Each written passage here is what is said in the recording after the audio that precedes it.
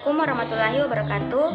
Sebelumnya perkenalkan, nama saya Anissa Susanti Lamondo dari Universitas Negeri Makassar, Fakultas Ilmu Sosial dan Hukum, Prodi Pendidikan Administrasi Perkantoran. Baik, tujuan saya membuat video kali ini ialah untuk memaparkan hasil ringkasan yang saya pahami mengenai paradigma kebudayaan dan menjadi salah satu pemenuhan tugas dari salah satu mata kuliah saya, yaitu sosiologi dan antropologi. Untuk itu silahkan kita beralih ke pembahasan. Itu paradigma. Menurut Thomas Kuhn, paradigma ialah satu landasan berpikir, konsep dasar, landasan berpikir yang dipakai atau dianut sebagai model ataupun konsep dasar para ilmuwan dalam melakukan studinya. Adapun paradigma menurut Profesor Hedy ialah seperangkat konsep yang saling berhubungan satu sama lain secara logis, membenarkan kerangka pemikiran yang berfungsi untuk memahami, menafsirkan, menjelaskan suatu kenyataan atau masalah yang sedang dihadapi. Adapun pengertian lain mengenai paradigma ialah kerangka pemikiran yang abstrak. Ada yang menyebutnya sebagai kerangka teori dan ada yang menyebutnya sebagai kerangka konseptual. Tetapi para ilmuwan sepakat menyebutnya dengan paradigma agar lebih praktis. Paradigma itu logis, yang tatanan dan konsep-konsep di dalamnya saling berhubungan dan tidak berlawanan. Jadi secara ringkas kita dapat mengatakan bahwa paradigma kebudayaan adalah kerangka berpikir tentang kebudayaan. Kerangka pemikiran dapat berisi pandangan tentang kebudayaan, pandangan tentang asal kebudayaan, pandangan tentang fungsi kebudayaan, dan pandangan tentang proses kebudayaan. Yang pertama, kita membahas mengenai pandangan tentang kebudayaan. Kebudayaan itu hanya ada pada manusia, jadi hewan itu tidak memiliki kebudayaan. Kemudian muncul pertanyaan, apa yang membuat hewan tidak memiliki kebudayaan? Jadi hewan tidak memiliki kebudayaan karena hewan tidak memiliki kemampuan untuk menciptakan dan menggunakan simbol. Karena menurut Profesor Hedy, manusia juga sama dengan hewan yang simbolikum, yaitu dapat menciptakan dan menggunakan simbol. Profesor Hedy mengatakan beberapa alasan mengapa manusia adalah hewan yang simbolikum, yaitu manusia memiliki kesamaan dengan hewan, seperti hewan dan manusia sama-sama mamalia, omnivora, bertulang belakang, berdarah panas, dan lain sebagainya. Contoh hewan yang sangat mirip dengan manusia ini ialah simpanse, karena DNA-nya mirip hingga 98% dengan DNA yang dimiliki oleh manusia dan memiliki banyak kesamaan lainnya. Bukti lain bahwasanya kita adalah animal ini adalah binatang menjadi bahan percobaan dalam pembuatan obat yang akan digunakan atau diaplikasikan kepada manusia. Nah, perbedaan yang paling besar antara simpanse dengan manusia adalah dalam hal menciptakan dan menggunakan simbol. Nah, sekarang timbul pertanyaan baru. Apa sih itu simbol? Menurut ahli antropologi, simbol adalah segala sesuatu yang dapat dimaknai. Contoh pertama ialah uang, karena uang memiliki makna yang sangat jelas. Yang kedua, contoh dari simbol yang lebih penting yaitu bahasa, karena bahasa hanyalah bunyi-bunyi yang diberi makna. Misalnya, kita berbicara seperti yang saya lakukan sekarang. Kalian pasti tidak dapat mengerti apa yang saya katakan jika tidak mengetahui makna dari bunyi-bunyi yang saya katakan saat ini. Bahasa juga digunakan untuk melakukan suatu interaksi. Tanpa adanya bahasa, seseorang tidak dapat melakukan interaksi. Jika tidak ada interaksi, maka tidak ada relasi sosial. Jika tidak ada relasi sosial, maka tidak ada kehidupan sosial. Tidak ada kehidupan sosial, maka tidak ada kebudayaan.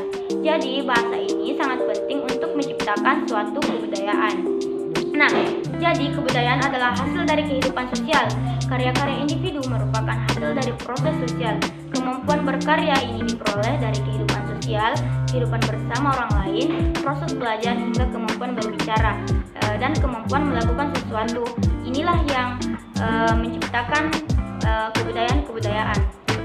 Wujud kebudayaan itu ada 4 dalam kehidupan sehari-hari. Yang pertama ialah wujud material atau fisik, seperti memiliki HP, laptop, rumah, motor, dan benda-benda materi lainnya adalah wujud kebudayaan yang fisik.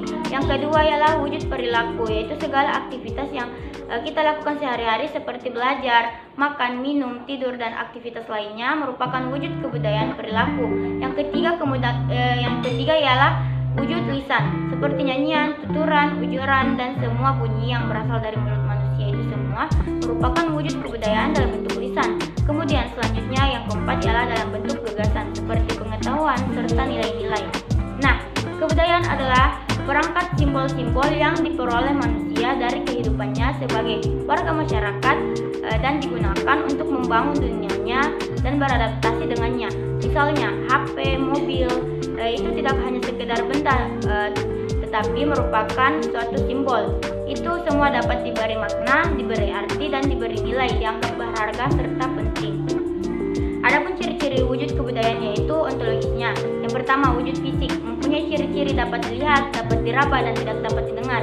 Yang kedua, wujud perilaku, ciri-cirinya adalah dapat dilihat, tidak dapat diraba, dan tidak dapat didengar. Yang ketiga, ciri-ciri wujud lisan adalah tidak dapat dilihat, tidak dapat diraba, dan dapat didengar. Yang keempat, ciri-ciri ontologis gagasan adalah tidak dapat dilihat, tidak dapat diraba, dan tidak dapat didengar.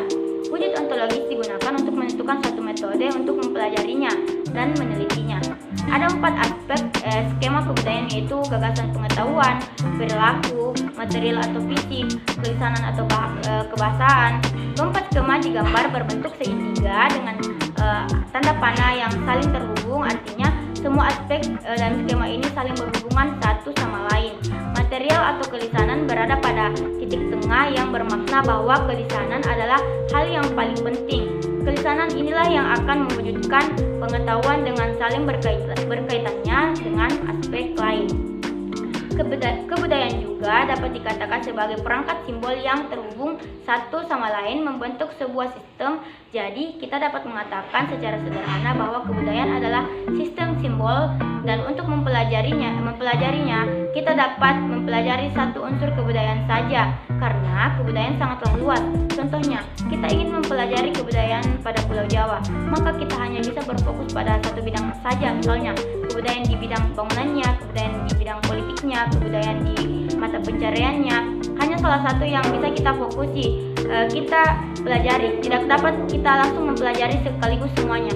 Misal, kita fokus pada mata pencariannya, ada bertani, berdagang, berburu. Nah, kita tidak dapat mempelajari semuanya sekaligus. Kita hanya dapat berfokus pada satu item saja. Misal, kita fokus pada bagian pertanian saja, karena pertanian pun memiliki pembagian seperti tani sawah, tani ladang, dan sebagainya. Jadi kita hanya bisa mempelajari item yang lebih kecil saja.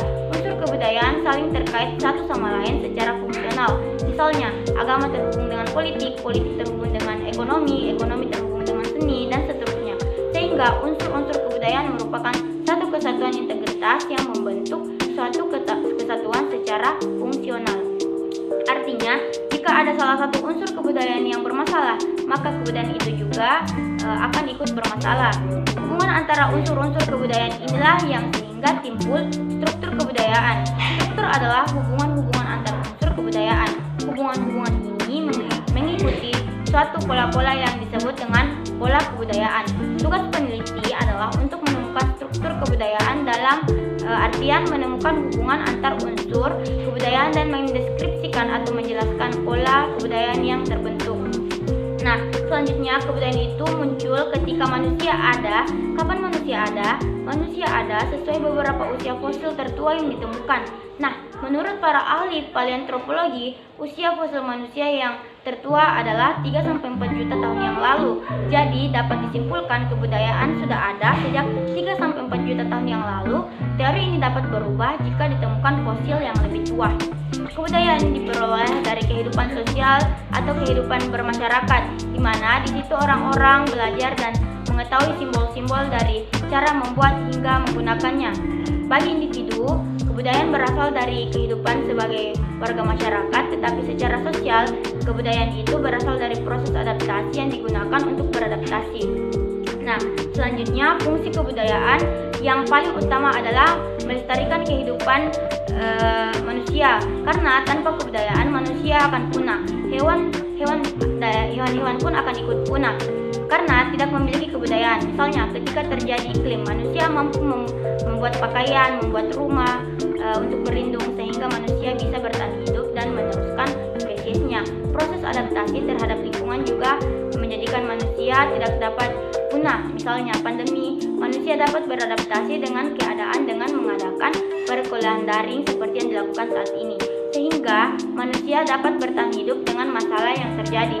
Berbeda dengan hewan yang tidak dapat beradaptasi sehingga hewan dapat punah, dan proses adaptasi inilah yang dapat menyebabkan perubahan kebudayaan.